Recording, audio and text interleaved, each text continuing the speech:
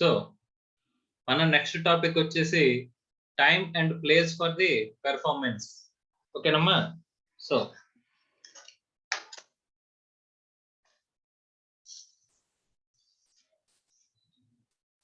Time and place of performance అంటే ఏంటి sir అని చెప్పేసానంటే, వాట్ ఈస్ ఇక్కడ మనకి పెర్ఫార్మెన్స్ అనేది చేసేది ఎప్పుడు చేయాలంటే కనుక proper time and proper place లో మనం పెర్ఫార్మెన్స్ అనేది చేయాలి అని చెప్పేసి అని అన్నారమ్మా. మరి అలాంటప్పుడు what is the proper time and what is proper place for the performance of the contract అని చెప్పేసానంటే, కాంట్రాక్ట్ ని ఫామ్ చేసిన తర్వాత అది ఎప్పుడు పెర్ఫార్మ్ చేయాలి, ఎలా పెర్ఫార్మ్ చేయాలి, లేకపోతే ఎక్కడ పెర్ఫార్మ్ చేయాలి, ఏ టైంలో పెర్ఫార్మ్ చేయాలి, అలాగే ఎక్కడ పెర్ఫార్మ్ చేయాలి అని చెప్పేసి మనకి ఇక్కడ చెప్తున్నాడమ్మా. ఓకే, సో దీని గురించి మనం చూద్దాము.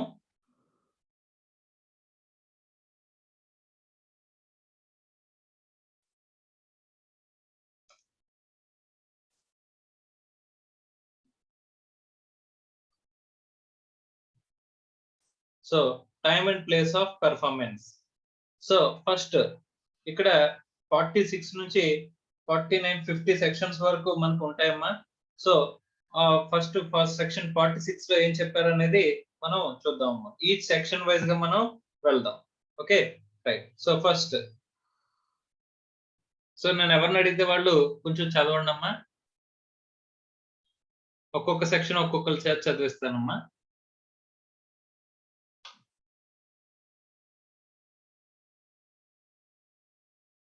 Charisma sir. So first section 46 అని ఉంది కదమ్మా, ఆ పాయింట్ చదవమ్మా. Where the time for performance is not specified in the contract and the promisor himself has to perform the promise without being asked by the promise must be performed within a reasonable time. Section 46. Promisee must be performed within a reasonable time అని చెప్పేసి అంటున్నాడు. So first section 46 లో ఏ situation ఇచ్చారమ్మా? First మళ్ళీ చదువు, ఒకసారి pause చేస్తూ చదువు. Where the time for performance is not specified in the contract. ఒక నిమిషం ఆపమ్మా. టైం స్పెసిఫై చేశారా చేయలేదా? ఎప్పుడు పెర్ఫార్మ్ చేయాలి అని చెప్పేసి మనకి కాంట్రాక్ట్ లో స్పెసిఫై చేస్తే అదే టైంకి పెర్ఫార్మ్ చేయాలి. ఒకవేళ ఎక్కడైనా ప్లేస్ అనేది స్పెసిఫై చేస్తే కాంట్రాక్ట్ లో ఆ ప్లేస్ లోనే పెర్ఫార్మ్ చేయాలమ్మా. అలా కాకుండా టైం అనేది స్పెసిఫై చేయలేదంట. Okay, time for the performance is not specified in the contract. Next. And the promisor himself has to perform the promise without being asked అంటే by the promise. Okay, by the promisee అడగకుండా మనంతట మనమే perform చేయాలంట.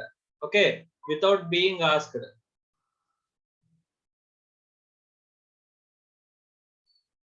So అంటే ఇక్కడ ఏం చెప్తున్నాడు అంటే కనుక టైం స్పెసిఫై చేయలేదు కాంట్రాక్ట్ లో, ఏ టైంకి పెర్ఫార్మ్ చేయాలని చెప్పలేదు. పోనీ కాంట్రాక్ట్ అంటే ప్రామిసీ ఎప్పుడైతే అడిగితే అప్పుడు పెర్ఫార్మ్ చేయాలా అని చెప్పేసానంటే కనుక మనంతటి మనమే పెర్ఫార్మ్ చేయాలి. ప్రామిసీ అడిగినప్పుడు కాదు. మన కాంట్రాక్ట్ లో టర్మ్స్ ఎలా ఉన్నాయంట, టైం స్పెసిఫై చేయలేదు, అలాగే స్పెసిఫిక్ గా మనకి మనంతటి మనమే పెర్ఫార్మ్ చేయాలి వితౌట్ బీయింగ్ ఆస్క్డ్. అంటే అవతల ప్రామిసీ అడగకుండా మనంతట మనమే పెర్ఫార్మ్ చేయాల్సి వచ్చినప్పుడు, ఓకే, అప్పుడు మనం సెక్షన్ 46 ప్రకారం what is the reason, what is mention అంటే కనుక సెక్షన్ 46 ప్రకారం ఏ టైంలో పెర్ఫార్మ్ చేయాలి అంటే మనంతట మనమే పెర్ఫార్మ్ చేయాలి, అవతలోడు అడిగినప్పుడు కాదు, అండ్ టైం కూడా స్పెసిఫై చేయలేదు. అంటే కాంట్రాక్ట్ లో టర్మ్స్.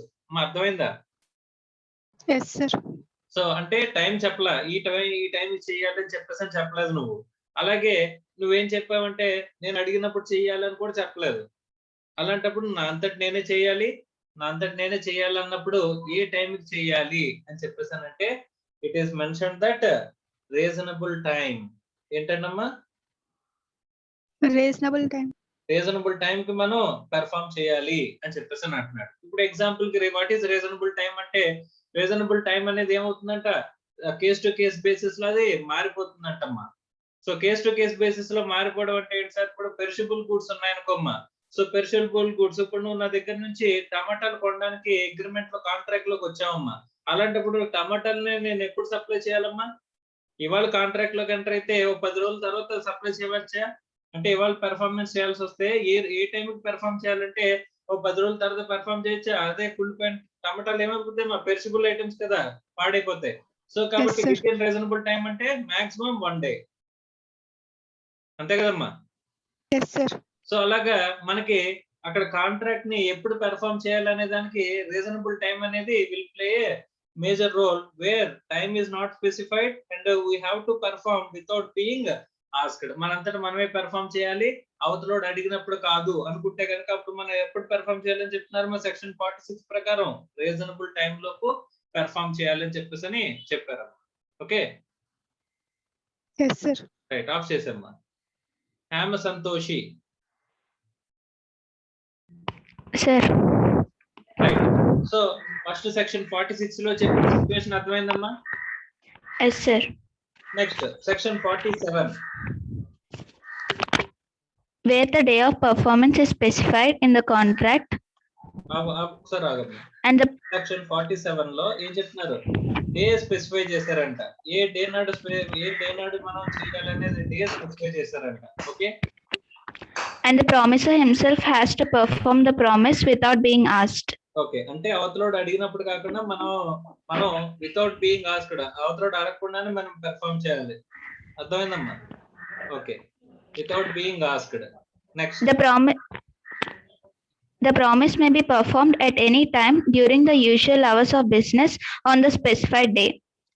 ఓకే, సో ఇప్పుడు ఈ ఒక రోజు చెప్పారు. సపోజ్ ఇప్పుడు ఇవాళ ఎన్నో తారీఖుమా, 15. సో 15 అయితే 17వ తారీఖున మనం మీరు పెర్ఫార్మ్ చేయాలి అని చెప్పేసి అని చెప్పాను, డే స్పెసిఫై చేశాను. సో అప్పుడు డే స్పెసిఫై చేసినప్పుడు అక్కడ ఏ టైంలో స్పెసిఫై చేయాలి, ఏ టైంలో నువ్వు పెర్ఫార్మ్ చేయాలి. ఆ డే 24 అవర్స్ ఉంటాయి.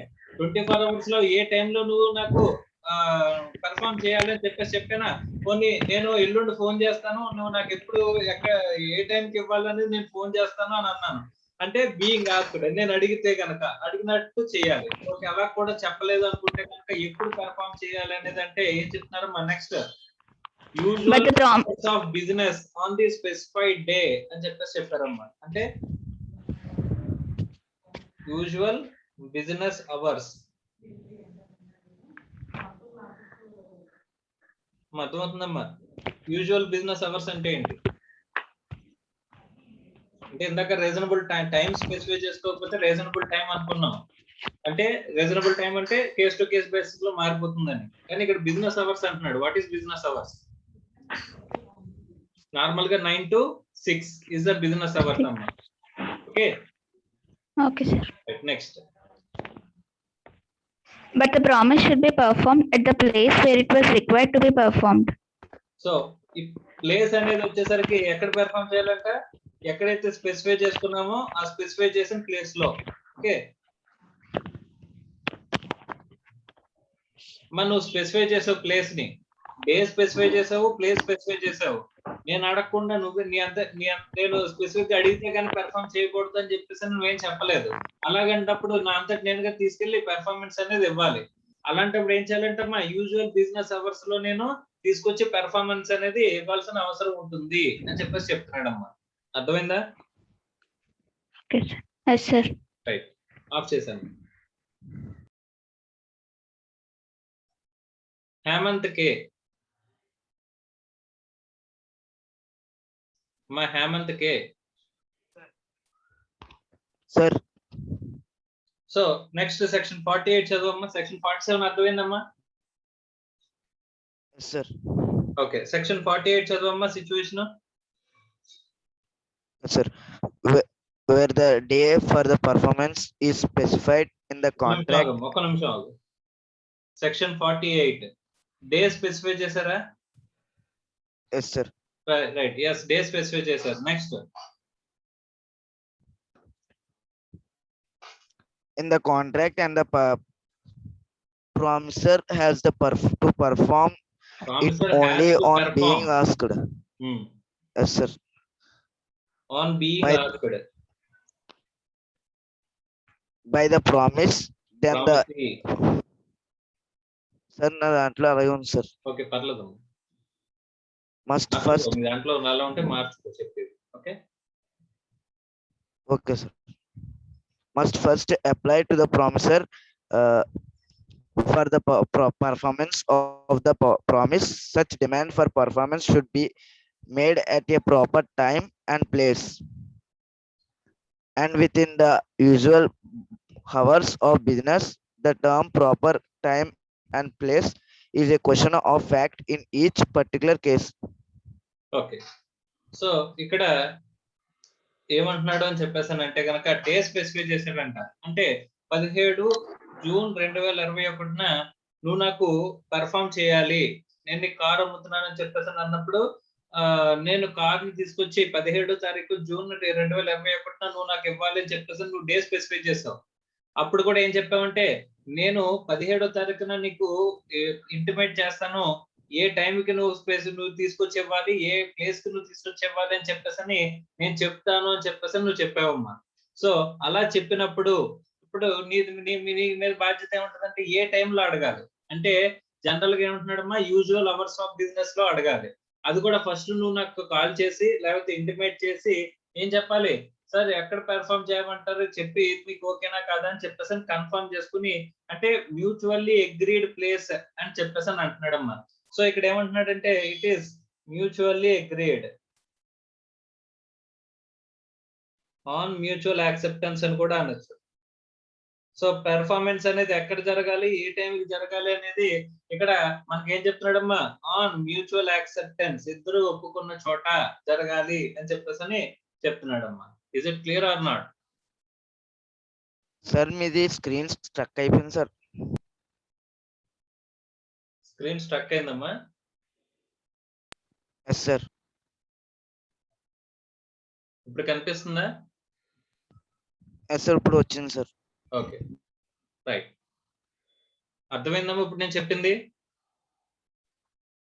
మళ్ళీ ఒకసారి చెప్పండి సార్. సో ఇక్కడ ఏం చెప్పాడంటేనమ్మా, డే స్పెసిఫై చేసాడంట, ఏ రోజున పెర్ఫామ్ చేయాలనేది డే స్పెసిఫై చేశాడంట. 17వ తారీఖు 6/6/2021న నువ్వు పెర్ఫామ్ చేయాలని చెప్పేసి డే స్పెసిఫై చేశానంట. నేను సపోజ్ నువ్వు నా కారు అమ్ముతుంటప్పుడు ఇప్పుడు నువ్వు పెర్ఫార్మెన్స్ ఎప్పుడు ఇవ్వాలి అని చెప్పేసానంటే కనుక నేను ఎప్పుడైతే అడుగుతానో ఆ టైంకి నువ్వు తీసుకొచ్చి ఇవ్వాలి అని చెప్పేసి నేను చెప్పానంట. అలాంటప్పుడు ఏం చేయాలంట, ఫస్ట్ నేను నీకు ఫోన్ చేసి నీకు ఇంటిమేట్ చేసి సార్ ఎక్కడ పెర్ఫామ్ చేయమంటావు నేను చెప్పిన తర్వాత దానికి నువ్వు అగ్రీ అయితే కనుక proper time and place communicate చేసుకున్న దాని మీద మనం పెర్ఫామ్ చేయాలని చెప్పేసి అంటున్నాడు. ఆన్ మ్యూచువల్ యాక్సెప్టెన్స్ అని చెప్పేసి ఇక్కడ మనకి చెప్తున్నాడమ్మా. Is it clear or not? Yes sir. Okay, right. Next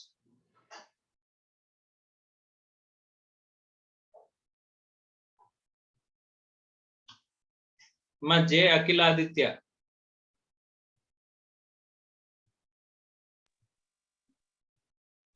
yes sir. So section 48 అర్థమైందమ్మా?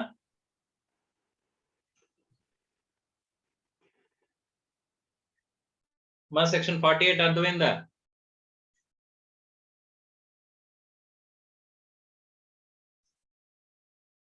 మా వినిపిస్తుందా?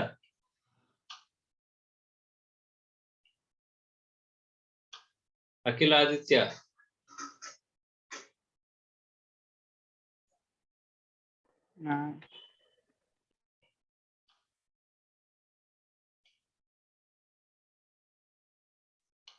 Okay, J Srikrishna.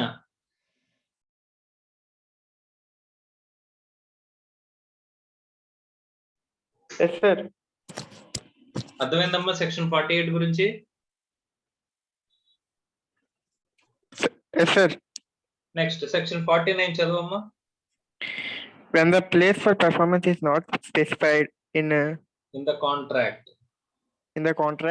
and the promoter himself has to perform the promise without being asked by the promiser amma promoter garu promiser himself has to perform the promise without being asked by the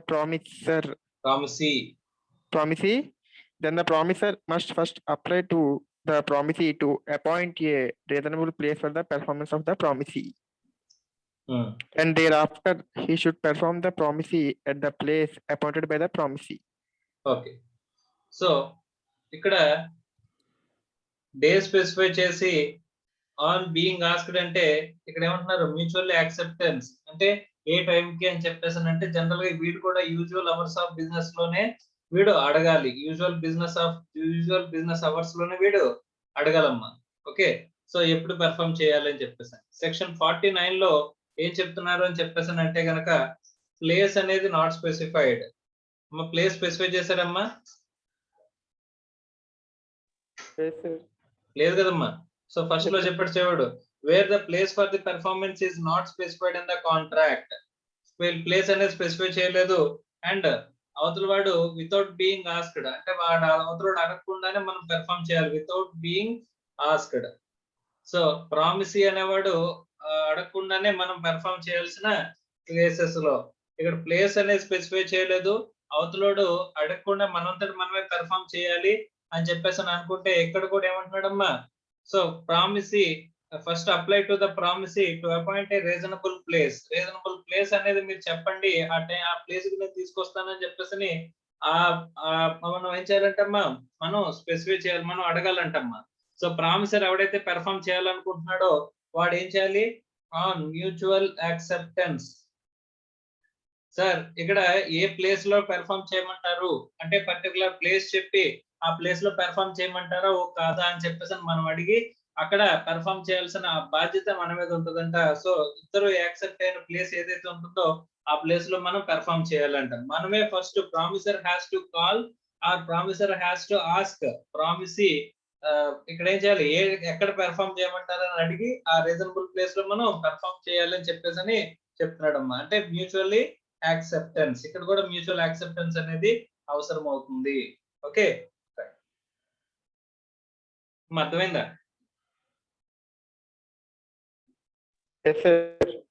okay మా Farhad section 50 చదవమ్మా. Okay sir.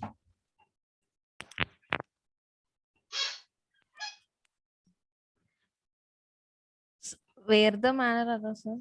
అవునమ్మా. Where the manner and time for performance of prescribed by the promisee himself, the promise should be performed in the manner and at the time prescribed by the promisee. Okay, ఇక్కడ ఏం చెప్తున్నాడు, time for the performance prescribe చేశారంట. అక్కడ ఆ time for the performance prescribe చేస్తే కనుక అదే time కి ప్రామిస్ ఏం చేయాలంటే పెర్ఫార్మ్ చేయాల్సిన అవసరం ఉంటుంది అని చెప్పేసి అని చెప్తున్నాడమ్మా. So time is specified. Section 50 లో ఏం చెప్పాడమ్మా, time is specified. Section 50 time specified. అలాంటప్పుడు the time specified we need to perform at the specified time.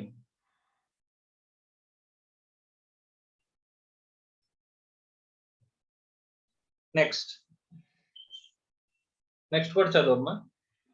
Where the intention of the parties is that the time should be of the essence of the contract. The contract must be performed within the fixed time. And if the party who is bound to perform his promise within the fixed time fails to do so, then the contract becomes voidable at the option of the other party. Thus, the innocent party may put an end to the contract if he chooses. An end to the contract. An అది end కాదు, an end to the contract if he so chooses అని చెప్పేసి అంటున్నాడు. ఇక్కడ చాలా చాలా important ఏంటంటే intention of the parties ఏంటి. ఇక్కడ టైం అనేది వెరీ స్పెసిఫిక్ అని చెప్పేసి అనుకుంటే, ఇప్పుడు సపోజ్ ఇక్కడ ఏంటంటే ఇప్పుడు నేను గవర్నమెంట్ కాంట్రాక్ట్ చేస్తున్నానమ్మా. గవర్నమెంట్ కాంట్రాక్ట్ ఏంటంటే టైం లైన్స్ అనేవి చాలా స్పెసిఫైడ్, చాలా ఫిక్స్డ్. సో గవర్నమెంట్ వర్క్ చేస్తున్నప్పుడు గవర్నమెంట్ వర్క్ చేయడానికి నాకు స్పెసిఫిక్ టైం లైన్ లో కంప్లీట్ అవ్వాలి అంటే కనుక అక్కడ నాకు సప్లై చేసే వాళ్ళు కూడా స్పెసిఫిక్ టైం లైన్ లో నాకు సప్లై చేయాలమ్మా. సో నేనేం చెప్పానంటే కనుక అవతల పార్టీస్ కి ఒకవేళ కనుక మీరు నాకు విత్ ఇన్ స్పెసిఫైడ్ టైం లో కనుక సప్లైస్ చేయలేకపోతే, ఆ సప్లైస్ చేయలేకపోయినందుకు నేను అక్కడ నా వర్క్ కూడా నేను కంప్లీట్ చేయలేను. ఒకవేళ అలాంటి కనుక నేను కంప్లీట్ చేయకపోతే government is going to impose me certain penalty impose చేస్తుంది. సో కాబట్టి ఒకవేళ మీరు లేట్ చేస్తే కనుక పెనాల్టీ అనేది మీ మీద లెవీ చేస్తాను అని చెప్పేసి స్పెసిఫిక్ గా నేను చెప్పానంటమ్మా. ఇక్కడ చెప్పమ్మా, time is essence of the contract are not. ఇక్కడ నేను చెప్పిన ఎగ్జాంపుల్ లో టైం అనేది ఇంపార్టెంటా కాదా? Important sir. సో ఇక్కడ wear the intention of the parties is that time should be the essence of the contract. ఇక్కడ నా కేసులో time is very precious. Time is very essence of the contract. So contract must be performed with in the fixed time. ఎప్పుడు perform చేయాలంటే మా fixed time లోపు మనం perform చేసి తీరాలంట. అర్థమైందా? Yes, sir. So if the party who is bound to perform the promise within the fixed time fails to do so, ఒకవేళ చేయలేకపోతే, ఒకవేళ విత్ ఇన్ ద టైం లో స్పెసిఫై చేసిన టైం లో అక్కడ చేయలేకపోతే ఏమవుతుందంట? మా కాంట్రాక్ట్ ఫేట్ ఏమవుతుందంట? Voidable, Fate of sir. the contract.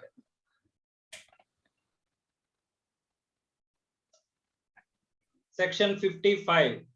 Section 55 లో ఏం చెప్తున్నారమ్మా? Time is essence of the contract.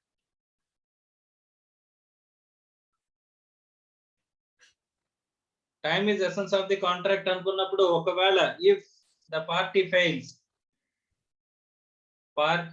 Fails to perform within fixed time, మనం ఫిక్స్ చేసిన టైంలో వాళ్ళు పెర్ఫార్మ్ చేయలేకపోతే ఏమవుతుందమ్మా? Comes to an end.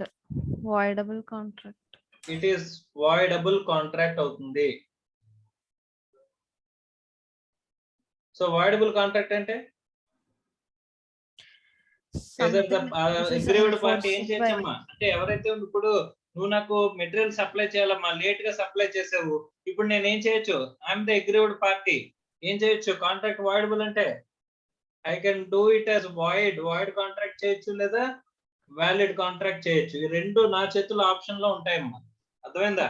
Okay, ఇప్పుడు sir. నాకు నేను గవర్నమెంట్ వర్క్ టేక్అవుట్ చేస్తున్నాను, నేను మీకు ముందే స్పెసిఫై చేశాను, నువ్వు within the time line లో కనుక నువ్వు నాకు సప్లైస్ చేయకపోతే I'm not going to complete the contract. అక్కడ నాకు పెనాల్టీ ఇంపోజ్ అయ్యే అవకాశం ఉంది. అక్కడ నాకు ఏమవుతుందమ్మా? Time is essence of the contract అనుకుంటే కనుక, time is essential to the contract అనుకుంటే కనుక, అలాంటి చోట నువ్వు fails to perform the contract within the specified time అనుకుంటే కనుక, within the specified time లో నువ్వు పెర్ఫార్మ్ చేయలేకపోయావు అని చెప్పేసి కనుక అనుకున్నట్లయితే ఏం చేస్తారంటమ్మా? Voidable. కాంట్రాక్ట్ ని వాయిడబుల్ చేస్తారంట. సో వాయిడబుల్ అంటే either Void void లేదా చేయొచ్చు, valid చేయొచ్చు. లేదా వ్యాలిడ్ చేయొచ్చు. Okay, next Yes. సెక్షన్ 55 లోనే నెక్స్ట్ పేరా అమ్మా. నెక్స్ట్ చదువు. ఇది ఫస్ట్ పేరా అప్పుడు మనం మాట్లాడుకున్నది. సెకండ్ పేరా చదువు అమ్మా. Okay, sir. Where the intention of the parties is that the time should not be of the essence of the contract may be performed within the fixed time, and the failure to perform the contract within the fixed time does not make the contract voidable. Thus, the innocent party does not have the right to put an end to the contract. However, he has the right to receive the compensation from the other defaulting party for any loss caused to him by the delayed performance. Okay, ఇక్కడ ఏం చెప్తున్నాడమ్మా? ఇక్కడ time is essence of the contract అనుకుంటే కనుక, time is essence of the contract అని చెప్పేసి అనుకుంటే ఒకలాగా, time is not essence of the contract. Time is not essence of contract అంటే ఏమవుతుంది? టైం అనేది అంత ఎసెన్షియల్ కాదు కాంట్రాక్ట్ లోని అని చెప్పేసి అనుకుంటే, అప్పుడు నాట్ వాయిడబుల్ అంటే, నాట్ వాయిడబుల్ అంటే ఏమవుద్ది? వ్యాలిడ్. కాంట్రాక్ట్ అనేది స్టిల్ వ్యాలిడ్ అంట. Yes, sir. కానీ మనం ఏం చేయొచ్చు? అది అగ్రీవ్డ్ పార్టీ అంటే ఎవరైతే లాస్ అయ్యారో ఆ పర్సన్ ఏం చేసుకోవచ్చు? Still can claim damages. Compensation. Still can claim Damages. Or compensation. ఓకేనమ్మా? Yes, sir. So this is with respect to section 55. Okay, ఇది ఫస్ట్ పారా, ఇది సెకండ్ పారా. ఇదేంటిది? First para and second para. Off చేసాము. So this is with respect to ఏంటంటమ్మా? Time and place of performance. ఒకసారి overview చూస్తే కనుక time and place of performance లో ఏమని చెప్పారని చెప్పేసి సెక్షన్ 46 లో మనకి ఫస్ట్ స్టార్ట్ చేశారమ్మా. సెక్షన్ 46 లో ఏం చెప్పారంటే, టైం అనేది స్పెసిఫై చేయలేదు, వితౌట్ బీయింగ్ ఆస్క్డ్. అవతలోడు అడగకుండా మనంతా మనమే పెర్ఫార్మ్ చేయాలి. టైం స్పెసిఫై చేయాలి, ఏ టైంలో స్పెసిఫై పెర్ఫార్మ్ చేయాలో చెప్పలేదు. అలాగని చెప్పేసి మనంతా మనమే పెర్ఫార్మ్ చేయాలి, కానీ అవతలోడు అడిగితేనే పెర్ఫార్మ్ చేయాలని ఎక్కడ చెప్పలేదంటమ్మా. అలాంటప్పుడు మనం ఎప్పుడులో పెర్ఫార్మ్ చేయాలంటే కనుక రీజనబుల్ టైం అనే లోపు మనం పెర్ఫార్మ్ చేయాలంట. రీజనబుల్ టైం అనేది ఎలా ఉంటుంది సార్ అని చెప్పేసి కేస్ టు కేస్ బేసిస్ లో మారిపోతుంది. పెరిషబుల్ గూడ్స్ లో ఒకలాగా, డ్యూరబుల్ గూడ్స్ లో ఒకలాగా మనకి ఇక్కడ రీజనబుల్ టైం అనేది డిసైడ్ అవుతుంది అని చెప్పేసి చెప్పుకున్నాం. సెక్షన్ 47 లో ఏం చెప్పారంటే డే స్పెసిఫై చేశారంట. కానీ మనం ఎప్పుడు పెర్ఫామ్ డేలో ఆ రోజుల్లో ఎప్పుడు పెర్ఫామ్ చేయాలనేది చెప్పలేదంట, వితౌట్ బీయింగ్ ఆస్క్డ్. అంటే అవతలోడు ఫోన్ చేస్తేనే పెర్ఫామ్ చేయాలి, అవతలోడు అడిగితేనే పెర్ఫామ్ చేయాలనేది కూడా లేదంట. సో వాడు అడగకుండా మనంతట మనమే పెర్ఫామ్ చేయాల్సిన అవసరం ఉందంట. అప్పుడు ఎప్పుడు పెర్ఫామ్ చేయాలంటమ్మా? Usual hours of business, usual business hours లో మనం పెర్ఫామ్ చేయాల్సిన అవసరం ఉంటుంది at the place specified. So ఎక్కడైతే ప్లేస్ స్పెసిఫై చేసుకున్నామో ఆ ప్లేస్ స్పెసిఫై చేసుకున్న చోట మనం యూజువల్ అవర్స్ ఆఫ్ బిజినెస్ లో మనం ఇక్కడ ఏం చేయాలంటమ్మా? పెర్ఫామ్ చేయాలంటున్నాడమ్మా. తర్వాత డే స్పెసిఫై చేశారంట ఆన్ బీయింగ్ ఆస్క్డ్. ఆడు ఎప్పుడు అడిగితే అవతల ఎప్పుడు అడిగితే అప్పుడే మనం పెర్ఫామ్ చేయాల్సిన అవసరం ఉంది అని చెప్పేసి అని అంటున్నారమ్మా. అలాంటప్పుడు అవతలోడు ఎప్పుడు అడగాలంట? Only during usual business hours లోనే అడగాలి, or use on mutual acceptance, ఇద్దరు యాక్సెప్ట్ అయిన టైంలో కానీ మనం చూసుకోవచ్చు అంటమ్మా. సో కానీ డే స్పెసిఫై చేశారు, అవతలోడు అడిగితేనే పెర్ఫామ్ చేయాలన్నప్పుడు అవతలోడు ఏ టైంలో అడగాలంట? యూజువల్ బిజినెస్ అవర్స్ లోనే వాడు అడగాలి అని చెప్పేసి సెక్షన్ 48 చెప్తుందమ్మా. తర్వాత సెక్షన్ 49, సో ప్లేస్ అనేది స్పెసిఫై చేయలేదు, వితౌట్ బీయింగ్ ఆస్క్డ్. అవతలోడు అడగకుండా మనంతట మనమే పెర్ఫామ్ చేయాలి. సో మనం అవతలోడు అడగకుండా మనం అంతటి మనమే పెర్ఫామ్ చేయాలి. ఎక్కడ పెర్ఫామ్ చేయాలని తెలియదు అనుకుంటే కనుక మనం ఫస్ట్ అవతలోడిది అడగాలంటే first we have to apply to the promisee. అడిగి వాడు చెప్పిన ప్లేస్ లో మనకి అగ్రీ అయితే కనుక ఇద్దరు యాక్సెప్ట్ అయిన ప్లేస్ లో మనం పెర్ఫామ్ చేయాలంటున్నారు. దాన్ని మ్యూచువల్ యాక్సెప్టెన్స్ లో పెర్ఫామ్ చేయాలని చెప్పేసి చెప్పారమ్మా. నెక్స్ట్ సెక్షన్ 50, టైం అనేది స్పెసిఫై చేస్తే గనక ఏ టైంలో స్పెసిఫై చేశారో ఆ టైంలోనే మనం పెర్ఫామ్ చేయాల్సిన అవసరం అనేది ఉంటుంది. కాంట్రాక్ట్ లో టైం అనేది స్పెసిఫై చేస్తే అట్ ద స్పెసిఫైడ్ టైం లోనే మనం పెర్ఫామ్ చేయాలని చెప్పేసి చెప్తున్నారమ్మా. సెక్షన్ 55 నెక్స్ట్ ఆస్పెక్ట్ ఏంటంటే కనుక టైం అనేది ఎసెన్షియల్ టు ద కాంట్రాక్ట్ అవుతుందా అని చెప్పేసి అంటే yes, time is essence of the contract, essential element contract లోని అని చెప్పేసి అనుకుంటే అక్కడ అవతల party within the time లో కనుక స్పెసిఫై అంటే వర్క్ చేయడంలో ఫెయిల్ అయితే అప్పుడు ఏం చేయాలి సార్ అంటే కాంట్రాక్ట్ అనేది ఏమవుతుందంటే వాయిడబుల్ అవుతుంది అని చెప్పేసి అని అంటున్నారమ్మా.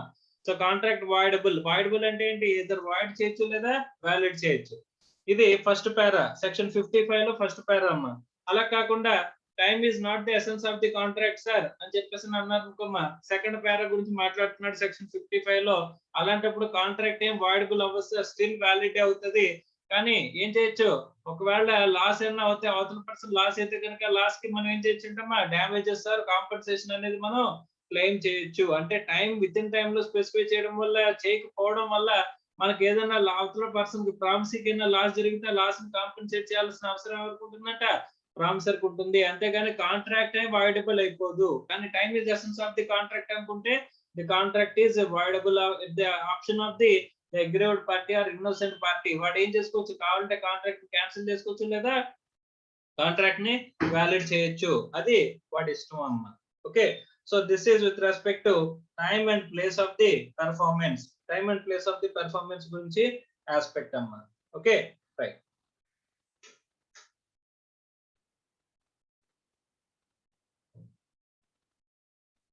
So the next topic, performance of the reciprocal promises.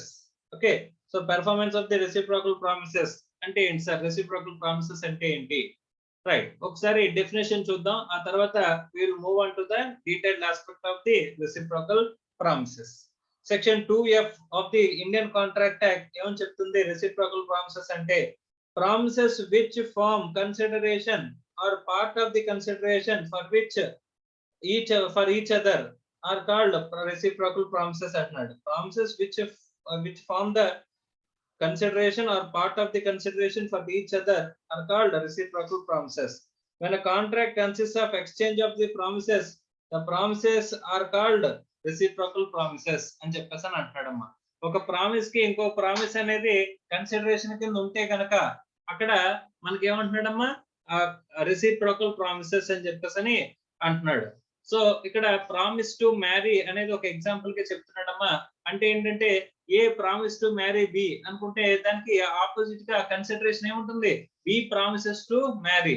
ఇక్కడ ప్రామిసెస్ అనేవి ఎలా ఉంది? Consideration or part of the consideration కింద ఒకదానికి ఒకటి కన్సిడరేషన్ కింద ఉన్నాయి అంటే కనుక అమ్మ ఒక ప్రామిస్ కి ఇంకో ప్రామిస్ కన్సిడరేషన్ అంటే ఎస్, కన్సిడరేషన్ డెఫినేషన్ లో మనం ప్రామిస్ అనేది కూడా కన్సిడరేషన్ కింద మనం మాట్లాడుకున్నాం అమ్మా.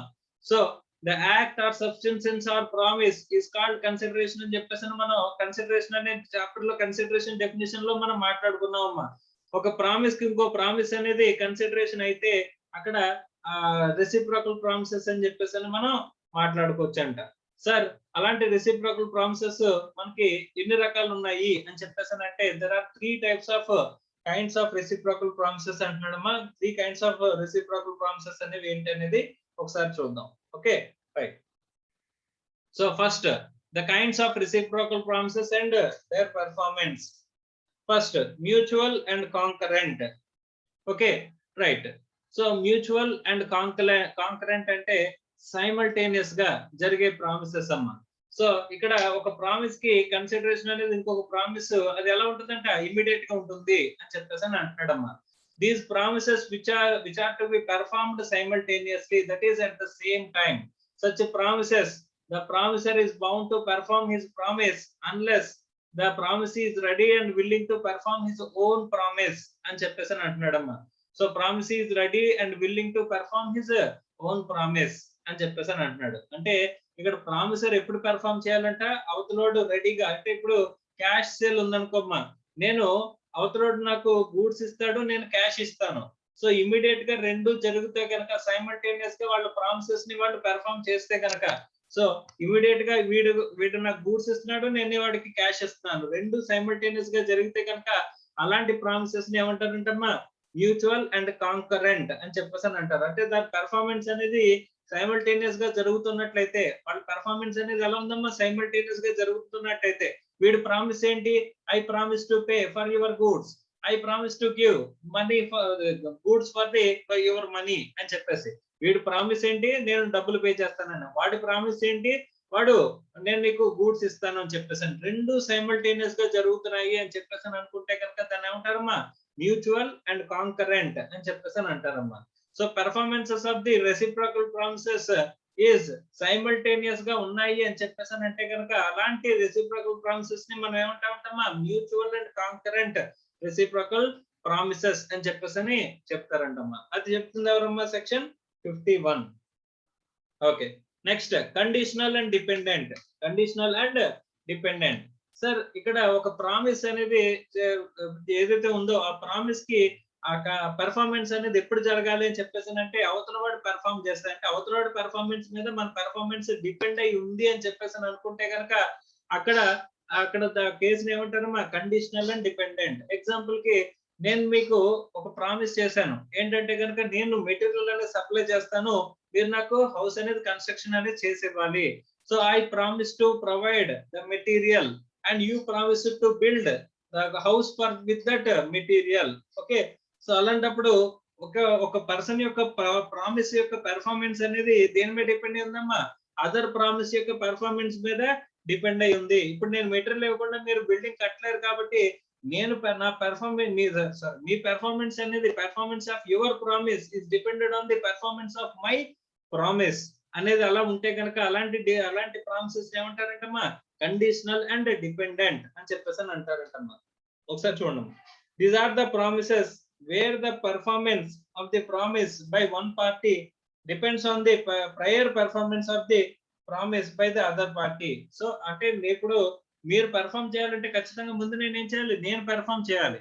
నా ప్రామిస్ ని నేను పెర్ఫార్మ్ చేస్తే అప్పుడు మీ ప్రామిస్ ని మీరు పెర్ఫార్మ్ చేసే అంటే ఆస్పెక్ట్ అనేది వస్తుంది. నేను పెర్ఫార్మ్ చేయకుండా మీరు పెర్ఫార్మ్ చేయలేరు, ఎందుకంటే నేను మెటీరియల్ తీసుకొచ్చి ఇవ్వకుండా మీరు బిల్డింగ్ ని కట్టలేరు. కాబట్టి ఇక్కడ మీ పెర్ఫార్మెన్స్ అనేది మీ పెర్ఫార్మెన్స్ ఆఫ్ ప్రామిస్ అనేది నా పెర్ఫార్మెన్స్ ఆఫ్ ప్రామిస్ మీద డిపెండ్ అయి ఉంటే కనుక అలాంటి టైప్ ఆఫ్ రెసిప్రోకల్ ప్రామిసెస్ ని ఏమంటాడంటే మా కండిషనల్ అండ్ డిపెండెంట్ అని చెప్పేసి చెప్తాడంట. In such promises if the party who is bound to perform the promise first fails to perform it, then he cannot claim performance from the other party. ఒకవేళ నేను material కనుక ఇవ్వడంలో నేను fail అయ్యాను అనుకోమ్మా, material ఇవ్వలేదు అనుకోమ్మా, ఇప్పుడు అవతల పార్టీ అంటే మీ దగ్గర నుంచి నేను పెర్ఫార్మెన్స్ ఆఫ్ ది ప్రామిస్ అనేది మీ పెర్ఫార్మెన్స్ చేయలేదు అని చెప్పేసి నేను అడగలను అంటే అడగలేను అని చెప్పేసి చెప్తున్నారమ్మా. Okay, moreover the defaulting party becomes liable to pay compensation to the other party for the loss suffered by the other party on account of non-performance of the contract. ఇప్పుడు నేను మెటీరియల్ ఇవ్వకపోవడం వల్ల మీరు ఖాళీగా ఉన్నారు, మీరు ఖాళీగా ఉండడం వల్ల అక్కడ ఏం జరిగిందంటే అక్కడ మీకు నిజంగా అదే టైంలో వేరే వర్క్ చేసుకుంటే మీకు కొంత లాస్ అయిపోతుంది. మీకు చెప్పిన టైం తర్వాత కూడా నేను లేట్ గా మెటీరియల్ సప్లై చేయడం వల్ల మీరు పెర్ఫార్మెన్స్ అనేది కూడా లేట్ అయింది. అలాంటప్పుడు మీకు ఏమైనా లాస్ జరిగితే కనుక ఆ లాస్ ని కూడా నేను కాంపెన్సేట్ చేయాల్సిన అవసరం అనేది ఉంటుంది అని చెప్పేసి అని అంటున్నాడు. అంటే ఒక పార్టీ పెర్ఫార్మెన్స్ అనేది ఇంకో పార్టీ యొక్క పెర్ఫార్మెన్స్ మీద ఆధారపడి ఉంటే కనుక అలాంటి పెర్ఫార్మెన్సెస్ ఏమంటారమ్మా? Conditional and dependent. So reciprocal promises. Next mutual and independent. So mutual and independent అంటే ఒక పర్సన్ యొక్క ప్రామిస్ అనేది ఇంకో పర్సన్ యొక్క ప్రామిస్ మీద డిపెండ్ అయ్యి లేదు అనుకుంటే కనుక, అప్పుడు నేను మీకు కార్ అనేది 50,000 సేల్ చేస్తాను అన్నాను and it is not A cash sale అంటే ఇమీడియట్ గా జరగాల్సిన పని లేదు అని చెప్పేసి అనుకుంటే కనుక, నేను కార్ ఇవ్వడానికి మీరు డబ్బులు ఇవ్వడానికి అసలు ఏ సంబంధం లేదమ్మా. Okay, it is not a mutual and concurrent. So and it is also not a dependent. So నేను అంతటి నేను విడిగా కార్ ఇచ్చేసి ఇండిపెండెంట్ కంటే parties can perform their promises independently without being dependent on the other person's promise. Other person's promise and performance of the promise మీద ఈడు depend అయ్యి లేడు అని చెప్పేసి అనుకుంటే కనుక అప్పుడు దాన్ని ఏమంటారమ్మా? మ్యూచువల్ అండ్ ఇండిపెండెంట్ అని చెప్పేసి చెప్తారంట. There are the promises where each party must perform his promise independently without waiting for the other party to perform his promise. అవతలోడు వాడి ప్రామిస్ ని పెర్ఫార్మ్ చేసాడా లేదా అని చూడకుండా, అది చూడడానికి వెయిట్ చేయకుండా మనంతటి మనం పెర్ఫార్మ్ చేయొచ్చు అని చెప్పేసి అనుకుంటే కనుక దాన్ని ఇండిపెండెంట్ ప్రామిస్ అని చెప్పేసి అంటారమ్మా.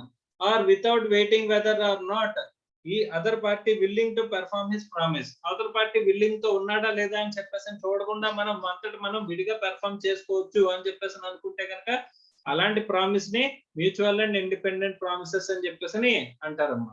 Okay, right. In such cases in such promises, if either party fails to perform the promise, the other party may proceed against him for the damages. Though the party can recover damages from the defaulting party, but he cannot excuse himself from the performance of the by reason of non-performance of the defaulting party. So అవతలవాడు perform చేయలేదు కాబట్టి నేను perform చేయలేదు అని చెప్పేసి తప్పించుకోవచ్చు, అలాంటిది ఉండదు. ఎందుకంటే వీడంతటి వీడిగా పెర్ఫార్మ్ చేయొచ్చు, పెర్ఫార్మ్ చేయాల్సి ఉన్నా పెర్ఫార్మ్ చేయకపోతే performance includes offer to perform amma ikkada kuda. Okay, right. Next, sir, what is the effect of prevailing the performance of the reciprocal promises? Where one party to a reciprocal promise prevents the other party from performing his promise, అంటే ఒక party ఇంకో పార్టీని prevent చేస్తున్నాడంట, ఆపుతున్నాడంట, అవతల performance ఇవ్వకుండా ఆపుతున్నాడంట, then contract becomes voidable. ఇక్కడ very very important. ఇప్పుడు అవతల party ఇక్కడ అవతల పార్టీ పెర్ఫార్మెన్స్ అనేది చేయకుండా అవతల పార్టీ ఏదైనా రెస్ట్రిక్ట్ చేస్తున్నట్లయితే, అలాంటి రెస్ట్రిక్షన్ చేస్తున్నట్లయితే కాంట్రాక్ట్ ఏమవుతుందమ్మా? వాయిడబుల్. అంటే ఏంటి?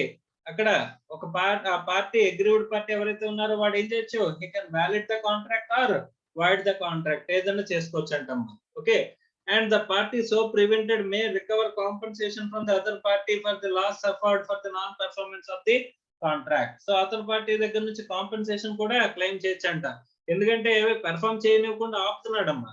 సో ఒక పార్టీ ఇంకో పార్టీని పెర్ఫార్మెన్స్ చేయనివ్వకుండా ప్రివెంట్ చేస్తున్నట్లయితే, అలా ప్రివెంట్ చేస్తున్నట్లయితే కాంట్రాక్ట్ ని దేని కింద ట్రీట్ చేయొచ్చు అంటమ్మా? వాయిడబుల్ కాంట్రాక్ట్ కింద ట్రీట్ చేయొచ్చు. సో అలా వాయిడబుల్ కాంట్రాక్ట్ కింద ట్రీట్ చేసినట్లయితే తర్వాత అవతల పార్టీ దగ్గర నుంచి మనం ఏం చేయొచ్చు అంటే మా కాంపెన్సేషన్ కూడా క్లెయిమ్ చేయొచ్చు అని అంటున్నాడమ్మా. Thus, party so prevented may put an end to the contract and also can recover the compensation from the party who so prevents. So ఎవరైతే ప్రివెంట్ చేస్తున్నాడో వాడి దగ్గర నుంచి మనం ఏం చేయొచ్చమ్మా? కాంట్రాక్ట్ ఏం చేయొచ్చు, అలాగే అవతల పర్సన్ దగ్గర నుంచి మనం అక్కడ కాంపెన్సేషన్ కూడా క్లెయిమ్ చేసుకోవచ్చు అని చెప్పేసి చెప్తున్నాడమ్మా. సో ఎక్కడైతే వాయిడబుల్ చేసుకోవచ్చు, అలాగే లాస్ ని కూడా మనం క్లెయిమ్ కాంపెన్సేషన్ కూడా మనం క్లెయిమ్ చేసుకోవచ్చు అని చెప్పేసి చెప్తున్నారు. Okay, next.